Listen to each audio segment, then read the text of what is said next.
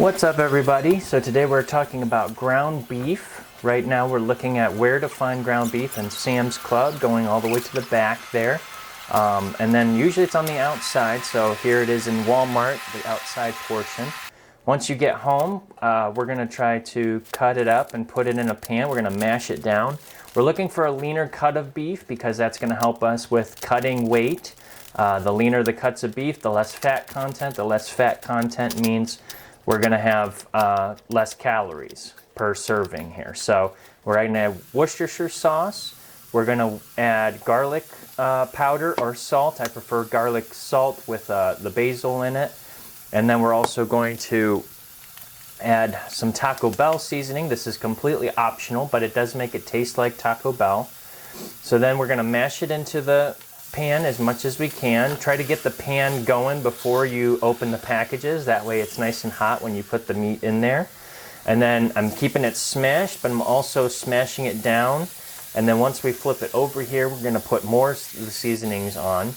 We're going to try to use the leaner cuts of beef, the 93.7 if we're cutting, because that's going to have less calories, I think I mentioned. But the big thing is if you are bulking or if you're trying to get more calories in to hit your goal, maybe reset your metabolism, don't hesitate to go with an 80-20 or a 15 and what is that, 15-85, because those will be a little bit more lean, more fat content in them, but you won't have to change your meals up. So once you, as you can see here, once I flatten the beef out and flip it over, we're trying to flip it over so that the pink side's always facing down in the pan.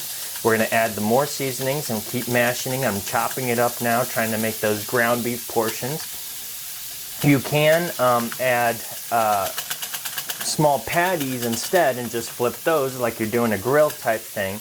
But it's not really hard. You're just basically trying to get rid of the pink here. So we're just always flipping down so that there's no pink anymore. And we're getting close to done here. So just kind of flipping through and chopping it up, keeping it, the smaller the bites the better, because then you have the tacos you could put it in, you could put it in a sandwich. It kind of makes like a sloppy joe type thing. But yeah, we're getting really close. Make sure you turn off the stove. I always prefer to put it in a glass container. The glass containers will avoid those plastics kind of eking into them. Once it cools though, plastic bags or containers are fine. Just make sure that it cools so that the plastics don't get into your system as well, any more than they already are probably.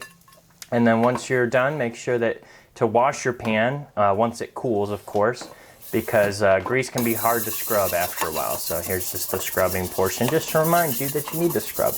And that is pretty much how we do the ground beef. The ground beef then can be used in a variety of different meals. Look for the other meals that you can use ground beef in on this channel or in future videos. So thanks, guys. Have a